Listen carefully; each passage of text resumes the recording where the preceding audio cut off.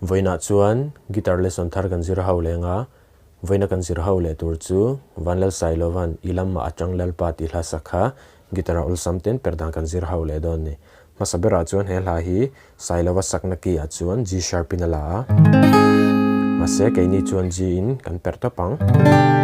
Capo hi first fret a karon vuanga original nen karon play kop le don wangin mase Capo nei lo tan po khan G to phena per thai ti ha kan shale don nia asang asi atnia madi minor a hian E minor A minor B minor C minor B minor kan heta step cut up khan C minor in hal mai a chuan 7 chord a hian D7 hi kan hmang ve ze ubokang khan ki ho kan hmang don ni strum dan hi tiang kan strumang down down down up ti khana bul changa top thlengin kan strum chuak le vekang down down down up na na na na na na na na len ten hmang la ipang ti na tu reng su se na na na na na na na na na na na na tu ni hmang try naktuk veng rawh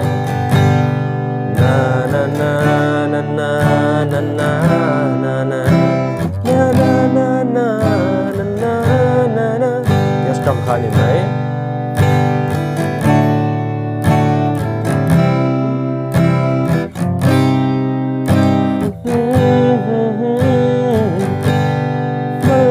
panin ka kalzel do kate ngei ang tiin in sumla in vullai chắc nai nei khashala zamna de tse Hlim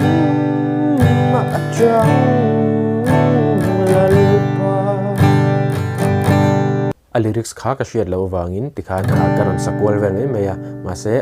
ari ruang chin shiat thei mai karing G to pa perdu tan chuan mase ke chung ke po ka first fret a karon vuanga chuan original nen karon play mil lenga uluk den lo ngai thlale don nya